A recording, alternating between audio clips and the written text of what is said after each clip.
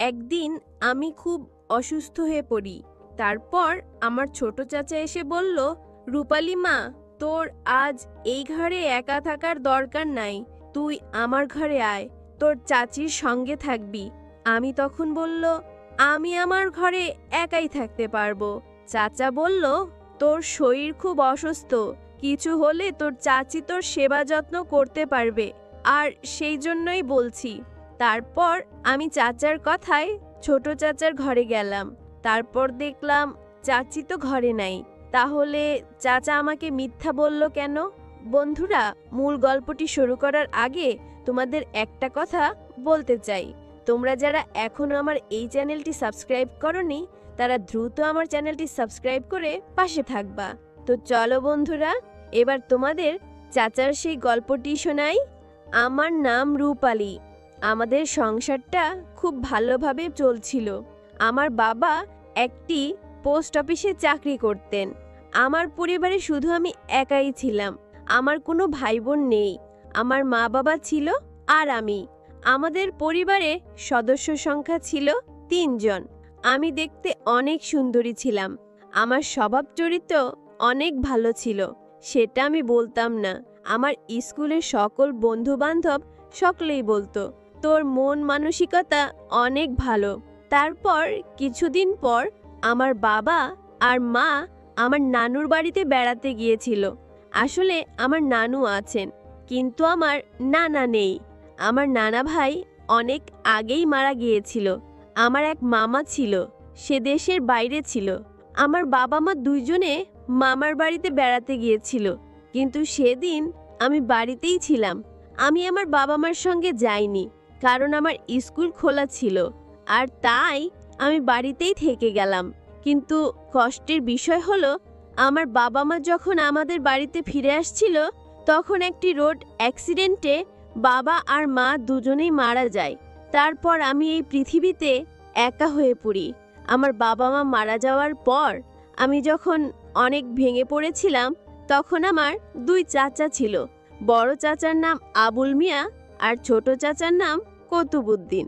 তখন আমার বড় চাচা আবুল মিয়া এবং ছোট চাচা কতুবুদ্দিন তারা আমাকে বলল, তুই কোনো চিন্তা করিস না, তোর মা বাবা নেই তো কি হয়েছে, আমরা তো আছি। তখন ছোট চাচা বলতো, রূপালী আমার বাড়িতে থাকবে, আমি তাকে লেখাপড়া শেখাবো, তার সমস্ত খরচ আমি বহন করব। কিন্তু বড় চাচা বলল, রূপালী তুই তো ছোট চাচার কাছে থাকবি না, আর তুই আমার বাড়িতে থাকবি, আমি তোর সমস্ত খরচ, লেখাপড়ার খরচ আমি বহন করব। আমি তোর দেখাশোনা করব। কিন্তু আমি বুঝতাম না 2 চাচা আমাকে নিয়ে কেন ঝগড়ার সৃষ্টি করলো। কুতুবুদ্দিন চাচা বলল, রূপালী আমাদের সাথে থাকবে, আর বড় চাচা আবুল মিয়া বলতো, না, রূপালী আমার সাথে তার চাচির সাথে থাকবে। এই নিয়ে তারা দুজন ঝগড়া লেগে পড়ত। কিন্তু আমি বুঝতাম না তারা কেন এভাবে আমাকে নিয়ে এত লড়াই করছে, এর পিছনে কি উদ্দেশ্য আছে। আমি তখন চাচাকে বললাম, চাচা, তোমাদের মধ্যে ঝগড়া করার কোনো প্রয়োজন নাই, আমি নিজেই বাড়িতে একাই থাকতে পারবো, কেউ আমাকে দেখাশোনা করতে হবে না, আমার কারো খরচ প্রয়োজন নাই। আমার বাবা যে টাকা পয়সা ব্যাংকে রেখে গেছে, সেই টাকা দিয়েই আমি আমার লেখাপড়া চালাবো, আপনাদের কারও আমাকে দেখাশোনা করার দরকার নেই। কিন্তু তারপরেও ছোট চাচা কুতুবুদ্দিন বলতো, কেন, আমরা কি মরে গেছি? তুই তোর বড় চাচার কথা শুনবি না, তুই আমার বাড়িতেই থাকবি, তুই বাড়ি ছেড়ে কোথাও যাবি না, আমি তোর খেয়াল রাখবো, তুই তো আমার মেয়ের মতোই, ভাতিজি তো মেয়ের মতোই হয়, আমার ছেলে মেয়ের আর তোর মধ্যে তো কোনো পার্থক্য নেই। তখন আমি কুতুবুদ্দিন চাচাকে বললাম, চাচা দেখুন, আমি বড় চাচাকে কষ্ট দিতে পারবো না। আমি যদি আপনার বাড়িতে থাকি, তাহলে আমার বড় চাচা অনেক কষ্ট পাবে, কারণ সে ভাববে হয়তো আমি তাকে নিজের চাচা মনে করি না। তাই আমার মনে হয় আমি কারো সাথে থাকার দরকার নেই। তারপর কিছুদিন যাওয়ার পর আমি যখন নিজের ঘরে একা থাকতাম, একদিন রাতে আমি খাওয়া দাওয়া সেরে যখন নিজের ঘরে ঘুমাচ্ছিলাম, তখন হঠাৎ দরজায় নক করলো। আমি ঘরের ভিতর থেকে একটু ভয় পেয়ে গেলাম। আমি মনে মনে ভাবলাম, এত রাতে কে হতে পারে, এর আগে তো কেউ দরজায় আসেনি। আমি ভয়ে দরজা খুলছিলাম না। যখন আমি কোনো শব্দ করছিলাম না, তখন আরও বেশি দরজায় নক করতে লাগলো। আমি বিছানা থেকে উঠে দরজার কাছে গেলাম। তারপর আস্তে করে রুমের দরজাটা খুলে দেখলাম আমার বড় চাচা বারান্দায় দাঁড়িয়ে আছে। আমি চাচাকে দেখে চমকে উঠলাম। বললাম, চাচা, তুমি এত রাতে কেন? চাচা তখন বলল, মা, তোর সাথে আমার কিছু জরুরি কথা আছে। আমি বললাম, চাচা কি কথা? সেটা তো দিনেও বলতে পারতে। চাচা তখন বলল, তোর ছোট চাচার জন্য দিনে কিছু বলার সুযোগ পাইনি। যেই কথাটি বলতে চাই সেটা যদি তোর ছোট চাচা জানে তাহলে তোর বিপদ হবে, তাই তো আমি তোকে এখন বলতে এলাম। আমি তখন চাচাকে বললাম, চাচা বলুন কি কথা। আমি আসলে চাচা কি বলতে চাই তা বুঝতে পারছি না। তখন চাচা আমার ঘরে এসে একটা চেয়ারে বসলো, বলল, তোর ছোট চাচার কথা কখনোই তুই রাখবি না। সে যদি তোকে বলেও তোর লেখাপড়ার সমস্ত খরচ দেবে, তুই সেটা কখনোই নিবি না, কারণ তার পিছনে অবশ্যই কোনো রহস্য লুকিয়ে আছে। তুই তো জানিস তোর ছোট চাচা একজন কৃপণ মানুষ। সে নিজে একটা টাকা খরচ করতে অনেক দ্বিধাবোধ করে। আমি তখন আমার বড় চাচাকে বললাম, চাচা, আপনার কথা আমি বুঝেছি। আপনি এটাই বলতে চেয়েছেন যে ছোট চাচা আমাকে লেখাপড়া করানোর পেছনে কোনো উদ্দেশ্য আছে। তাহলে আমি আপনাকে একটি প্রশ্ন করি। বড় চাচা বলল, ঠিক আছে, বলো মা। আমি বড় চাচাকে বললাম, ছোট চাচার আমার সমস্ত খরচ বহন করার পেছনে উদ্দেশ্য আছে, তাহলে আপনি আমাকে কেন সাহায্য করতে চাইছেন? আপনি আমার লেখাপড়া খরচ কেন বহন করতে চাইছেন? তাহলে চাচা আপনার রহস্য কি? তখন চাচা আমার দিকে তাকিয়ে নীরব হয়ে রইলেন। কিছুক্ষণ পর উত্তর দিলেন, তুই আমার বড় ভাইয়ের মেয়ে, তুই তো আমার মেয়ের মতোই। আমি তোর খেয়াল না রাখলে কে রাখবে? আমার মেয়েকে যদি আমি লেখাপড়ার সমস্ত খরচ, দেখাশোনা, খাওয়া দাওয়া সব কিছুই বহন করতে পারি, তাহলে তুই তো একলা মানুষ, তোর দায়িত্ব কেন আমি নিতে পারবো না? আমি যদি তোর খেয়াল না করি তাহলে বড় ভাইয়ের মৃত আত্মা কষ্ট পাবে, আমাকে অভিশাপ দেবে। তাছাড়া তোর বাবা আমাকে বলেছিলেন, আমি যদি পৃথিবীতে না থাকি তাহলে আমার মেয়েকে তুই দেখাশোনা করিস। আমি তখন চাচাকে বললাম, চাচা আপনি চলে যান, কালকে কথা হবে। চাচা চলে গেলেন। একদিন অসুস্থ হয়ে পড়ায় দুই চাচা এসে আমাকে অন্য ঘরে থাকার পরামর্শ দেন। আমি তখন ছোট চাচার ঘরে গিয়ে উঠি। সেই রাতেই কিছু অস্বাভাবিক বিষয় আমার নজরে আসে, যেখান থেকে আমি তার সুন্দর ও ভদ্র আচরণ নিয়ে সন্দেহ করতে শুরু করি। ছোট চাচার ঘরে গিয়ে দেখলাম তিনি আমার জন্য অনেক খাবার আর ফলমূল এনে রেখেছেন। তিনি আমাকে বললেন, রূপালী, তোর বাবা মা নেই বলে মন খারাপ করিস না, আমি তোর বাবার মতোই, তোর সব খেয়াল রাখার দায়িত্ব এখন আমার। আমি অসুস্থ ছিলাম বলে তিনি আমাকে যত্ন করে খাবার খাওয়ালেন এবং ওষুধও দিলেন। তার যত্ন দেখে আমার মনে হলো তিনি সত্যিই আমার ভালো চান। কিন্তু রাতে যখন আমি ঘুমাতে যাচ্ছিলাম তখন ছোট চাচা এসে বললেন, তুই অসুস্থ, তাই কোনো অসুবিধা হলে যেন সাহায্য করতে পারি সেজন্য আমি পাশের ঘরেই থাকব, তোর সমস্যা হলে আমাকে ডাকিস। সেই রাতে আমার আর ঘুম হলো না, কারণ আমি চিন্তায় ছিলাম কেন আমার চাচা আমার প্রতি এতটা খেয়াল রাখছেন। পরদিন সকালে ঘুম থেকে উঠে আমি দ্রুত আমার নিজের ঘরে ফিরে এলাম। আমি বুঝতে পারছিলাম না কেন চাচা এত বেশি আমার খেয়াল রাখছেন। আমার বাবা মা জীবিত থাকাকালীন তিনি কখনো এত খেয়াল নিতেন না। কয়েকদিন পর ছোট চাচা কুতুবুদ্দিন আমাকে নিয়ে তার বাড়িতে চলে যেতে চাইলেন। তিনি বললেন, রূপালী, একা একা তোর নিজের বাড়িতে থাকা ঠিক না, আমাদের সঙ্গে চল, আমরা তোকে দেখাশোনা করব। আমি যেতে রাজি হলাম না, কারণ আমি নিজের বাড়িতেই স্বাচ্ছন্দ্য বোধ করছিলাম। কিন্তু তিনি বললেন, চল মা। বড় চাচা আবুল মিয়াও তখন এসে বললেন, রূপালী, ছোট চাচার কথা শোন, একা থাকাটা নিরাপদ নয়। আমি দুজনকেই অনুরোধ করলাম, তোমরা আমাকে কেন বুঝতে চাইছো না? আমি একা থাকতে চাই। কিন্তু তারা কেউই আমার কথা শুনলেন না। শেষ পর্যন্ত আমি ছোট চাচার বাড়িতে যেতে বাধ্য হলাম। ছোট চাচার বাড়িতে গিয়ে আমার জীবন আরও কঠিন হয়ে পড়ল। সেখানে আমাকে বাড়ির সমস্ত কাজকর্ম করতে হতো।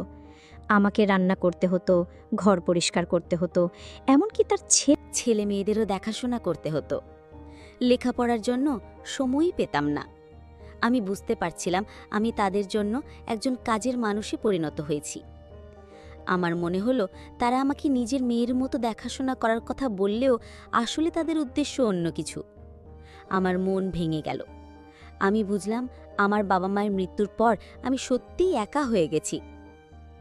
আমার মনে হলো আমার কোনো আশ্রয় নেই। আমি সিদ্ধান্ত নিলাম এভাবে আর চলা যাবে না। আমাকে নিজের পথ নিজেকেই তৈরি করতে হবে। আমার বাবার রেখে যাওয়া টাকা আমার লেখাপড়ার জন্য ছিল, আর তা আমাকেই ব্যবহার করতে হবে। আমি চুপচাপ নিজের ভবিষ্যৎ নিয়ে পরিকল্পনা করতে শুরু করলাম। আমি জানতাম আমাকে খুব সাবধানে চলতে হবে, কারণ আমি এখন একা। এক রাতে যখন সবাই ঘুমাচ্ছিল, আমি চুপি চুপি আমার বাবার ব্যাংকের কাগজপত্র খুঁজে বের করলাম। আমি দেখলাম একটি নির্দিষ্ট অঙ্কের টাকা আমার নামে ফিক্সড ডিপোজিট করা আছে এবং এর নমিনি আমি নিজেই। আমার চাচার আমার টাকা হস্তান্তরের কোনো অধিকার নেই। এটা জানার পর আমার মনে এক নতুন শক্তি ফিরে এলো। আমি চাচাকে বললাম এবং তাকে বোঝাতে চেষ্টা করলাম যে আমি কারো বোঝা হতে চাই না এবং আমি আমার নিজের পথ তৈরি করতে চাই। আমি বললাম, আপনারা আমাকে আর কোনো সাহায্য করতে হবে না, আমি নিজের দায়িত্ব নিজেই নেব। চাচা প্রথমে রেগে গেলেও পরে তিনি দেখলেন যে আমাকে আর কোনোভাবে প্রভাবিত করা যাবে না। এরপর আমি ছোট চাচার বাড়ি ছেড়ে আবার নিজের বাড়িতে ফিরে এলাম। আমি আমার বাবার রেখে যাওয়া টাকা দিয়ে একজন গৃহশিক্ষক রাখলাম এবং কঠোর পরিশ্রম করে লেখাপড়া করতে লাগলাম। আমি নিজের পায়ে দাঁড়ানোর প্রতিজ্ঞা করলাম, যাতে আর কখনো কারো সাহায্যের উপর নির্ভর করতে না হয়। কিছুদিন পর আমার বড় চাচা আবুল মিয়া এলেন আমার কাছে। তিনি বললেন, আমি শুধু তোর ভালো চেয়েছিলাম। আমি তার কথা শুনে চুপ রইলাম। তিনি বললেন, যদি তোর কোনো সাহায্যের প্রয়োজন হয় তাহলে আমাকে জানাতে দ্বিধা করিস না। আমি তাকে ধন্যবাদ জানালাম এবং বললাম যে আমি এখন নিজের পথে চলতে চাই। এই ঘটনার পর থেকে আমি আরও সতর্ক হলাম। মানুষের প্রতি বিশ্বাস স্থাপন করার আগে আমি বারবার চিন্তা করতাম। আমি আমার বাবার রেখে যাওয়া শিক্ষাকেই আঁকড়ে ধরলাম, স্বাবলম্বী হওয়া এবং আত্মবিশ্বাসী হওয়া।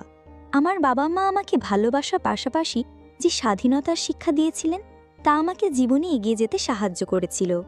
আমি এখন জানি, নিজের উপর বিশ্বাস রাখলে এবং সঠিক সিদ্ধান্ত নিতে পারলে আমি যে কোনো প্রতিকূলতা পেরিয়ে যেতে পারব। আমার জীবনে চাচার অপ্রত্যাশিত উদ্দেশ্য জানার পর আমি নতুন করে জীবন সাজানোর সিদ্ধান্ত নিলাম। নিজের বাড়িতে ফিরে এসে আমি নিজেকে আরও বেশি পড়ালেখায় মনোনিবেশ করলাম। বাবার রেখে যাওয়া স্মৃতির সাথে আমার দিন কাটছিল।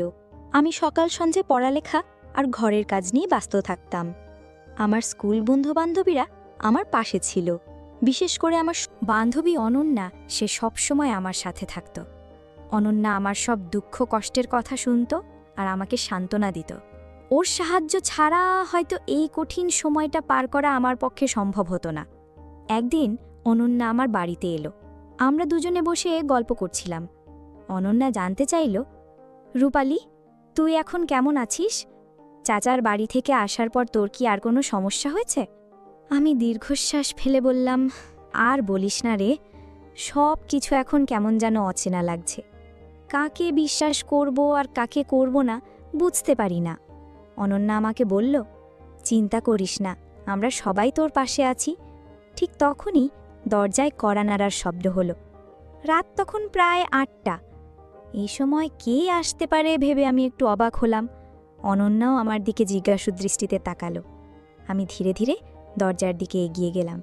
দরজা খুলে দেখি আমার বড় চাচা আবুল মিয়া দাঁড়িয়ে আছেন। তার মুখে চিন্তার ছাপ। আমি কিছুটা অবাক হয়ে বললাম, চাচা, এত রাতে? তিনি বললেন, মা রূপালি, তোর সাথে কিছু জরুরি কথা ছিল। অনেকদিন তোর সাথে ঠিকমতো কথা বলতে পারিনি। আমি তোর জন্য কিছু ফল আর মিষ্টি নিয়ে এসেছি। আমি তাকে ঘরের ভেতরে আসতে বললাম। তিনি ভেতরে এসে বসলেন। অনন্যা তখন একটু দূরে সরে গেল, যাতে আমরা নিজেদের মধ্যে কথা বলতে পারি। বড় চাচা বলতে লাগলেন, রূপালি, তুই একা বাড়িতে থাকিস, আমার খুব চিন্তা হয়। তোর বাবা মা নেই, এখন আমিই তো তোর অভিভাবক। আমি তার কথা শুনে কিছুটা বিভ্রান্ত হলাম। তিনি তো এতদিন ছোট চাচার সাথে আমাকে নিয়ে প্রায় ঝগড়াই করেছিলেন। আজ হঠাৎ এত যত্ন কেন? আমি বললাম, চাচা, আমি ঠিক আছি, নিজের দেখাশোনা আমি নিজেই করতে পারি। তিনি আমার দিকে তাকিয়ে বললেন, না মা, তুই হয়তো বুঝছিস না, এই সমাজে একা একটা মেয়ের থাকা কতটা কঠিন। তোর বয়সে তোর বাবা মা তোকে একা রাখত না। তার কথা শুনে আমি তাকে পাল্টা প্রশ্ন করলাম, চাচা, আপনি কি বলতে চাইছেন যে আমি আপনার সাথে আপনার বাড়িতে গিয়ে থাকব? চাচা একটু ইতস্তত করে বললেন, আমি তোর ভালোর জন্যই বলছি। তুই আমার বাড়িতে তোর চাচির সাথে থাকলে আমি নিশ্চিন্ত থাকতে পারবো। তোর বাবা আমাকে বলে গেছেন তোর খেয়াল রাখতে। আমি বুঝতে পারছিলাম না তার আসল রহস্য কি। একবার ছোট চাচা, এবার বড় চাচা, সবাই যেন আমাকে নিজেদের বাড়িতে রাখতে চায়। এর পেছনে নিশ্চয়ই কোনো বড় কারণ আছে যা আমি এখনও ধরতে পারছি না। আমি বললাম, চাচা, এখন আমি আর কারো বাড়িতে থাকতে চাই না। আমি নিজের মতো করে থাকতে চাই। চাচা আমার দিকে কিছুক্ষণ তাকিয়ে রইলেন, তারপর বললেন, ঠিক আছে মা, আমি তোকে জোর করব না, কিন্তু তুই একা থাকবি ভেবে আমার খুব চিন্তা হয়। যদি তোর কখনো কোনো সাহায্যের প্রয়োজন হয় তাহলে আমাকে জানাতে দ্বিধা করিস না। তিনি চলে যাওয়ার পর অনন্যা আমার দিকে তাকিয়ে বলল, তোর চাচারা আজ কেমন যেন চিন্তিত মনে হচ্ছিল, তাই না? আমি মাথা নাড়লাম। আমার মনে হলো ঘটনাটি আরও রহস্যময়। কী কারণে তিনি এত বেশি আমার খোঁজ নিচ্ছেন তা আমি এখনও বুঝতে পারিনি। এই সব ঘটনার পেছনে লুকানো চাচার উদ্দেশ্য এখনও আমার কাছে স্পষ্ট নয়, এবং আমি জানি এর পেছনের রহস্য একদিন না একদিন প্রকাশিত হবেই। আমি বুঝতে পারছিলাম না কেন আমার চাচারা হঠাৎ করে আমার প্রতি এত বেশি খেয়াল করছেন। ছোট চাচার আসল উদ্দেশ্যটা জেনে আমি নিজেকে মানসিকভাবে প্রস্তুত করে নিয়েছিলাম যে আমি কারো করুণার পাত্রী হব না। কিন্তু বড় চাচার এই নতুন আগমন আমাকে আবার দ্বিধায় ফেলে দিল। আমি নিজেকে আরও বেশি পড়ালেখায় ডুবিয়ে দিলাম যাতে এসব চিন্তা থেকে দূরে থাকতে পারি। আমার বান্ধবী অনন্যা এই সময়ে আমার সবচেয়ে বড় সহায় ছিল। সে প্রায় আমার বাড়িতে আসতো, আমরা একসাথে পড়ালেখা করতাম এবং গল্প করতাম। তার সাথে কথা বললে আমার মন কিছুটা হালকা হতো। একদিন অনন্যা আমাকে বলল, রূপালী, তোর চাচার কথাবার্তা কেমন যেন রহস্যময় লাগছে না? আগে তো তারা তোকে নিয়ে অত মাথা ঘামাতো না। আমি দীর্ঘশ্বাস ফেলে বললাম, হ্যাঁ রে, আমারও তাই মনে হচ্ছে। ছোট চাচার রহস্য তো বুঝতে পারলাম, কিন্তু বড় চাচার উদ্দেশ্য কি তা এখনও পরিষ্কার নয়। কয়েকদিন পর একদিন বিকেলে আমি স্কুল থেকে ফিরছিলাম। পথে দেখি আমার ছোট চাচা কুতুবুদ্দিন আমার বাড়ির সামনে দাঁড়িয়ে আছেন। আমাকে দেখে তিনি হাসি মুখে বললেন, রূপালী, কেমন আছিস? তোর খবর নিতে এলাম। আমি কিছুটা অবাক হলাম, কারণ তিনি আমার বাড়ি ছেড়ে আসার পর এই প্রথম এলেন। আমি বললাম, আমি ভালো আছি চাচা। তিনি বললেন, রূপালী, আমি তোর সাথে কিছু কথা বলতে চাই। মা, তোকে আজ আমি সত্য কথা বলবো। আসলে তোর বড় চাচা এবং আমি চেয়েছিলাম তোর বাবার রেখে যাওয়া সম্পদ এবং ব্যাংকে জমানো টাকা আমাদের হোক। আমরা চেয়েছিলাম যদি আমি তোর খেয়াল বা দেখাশোনা করি এবং স্কুলের খরচ সব কিছু আমি বহন করি, তাহলে ভেবেছিলাম হয়তো তোর বাবার রেখে যাওয়া সম্পদ, টাকা পয়সা এগুলো আমার হবে। তাই আমি লোভে পড়ে গিয়েছিলাম। আর তাই তো তোকে বারবার বলছিলাম যে তুই আমাদের সাথে থাক। আর তোর বড় চাচাও চেয়েছিল যে তুই তার বাড়িতে থাকিস, কিন্তু তুই একজন মেধাবী মেয়ে। তুই আগেই বুঝে গিয়েছিস যে আমাদের উদ্দেশ্য ছিল তোর বাবার রেখে যাওয়া সম্পত্তির ওপর। তুই বুঝে গিয়েছিস আসলে আমরা তোর বাবার সম্পত্তি পাওয়ার আশায় তোর দায়িত্ব নিতে চেয়েছিলাম। আমার ভুল হয়েছে মা। তোর বাবার সম্পত্তি, টাকা পয়সা আমার কোনো প্রয়োজন নাই। তুই আমাকে ক্ষমা করে দিস। তারপর পেছনে দেখলাম বড় চাচা এসে হাজির হলেন। বড় চাচা বললেন, তোর ছোট চাচা যা বলেছে সব ঠিক, তুই আমাদের ক্ষমা করে দে। আসলে আমরা চেয়েছিলাম যে তোর বাবার সম্পত্তি এবং ব্যাংকে রেখে যাওয়া টাকাগুলো আমাদের হোক। যদি আমরা তোর লেখাপড়া এবং সমস্ত খরচ বহন করি তাহলে একদিন আমরা এই সম্পত্তির মালিক হব, কিন্তু এটা আমাদের ভুল ধারণা। তাদের দিকে তাকিয়ে আমি হাসলাম। আমি জানতাম তাদের উদ্দেশ্য যাই থাকুক না কেন, আমি তাদের কোনো ফাঁদে পড়িনি। আমার বাবা মায়ের শিক্ষা আর আমার নিজের দৃঢ়তা আমাকে সঠিক পথ দেখিয়েছিল। আজকের গল্পটি একটি পারিবারিক গল্প ছিল। সেই গল্পটি থেকে অনেক কিছুই শেখা যায়। গল্পটি থেকে কি বুঝলেন তা অবশ্যই কমেন্ট করে জানাতে ভুলবেন না।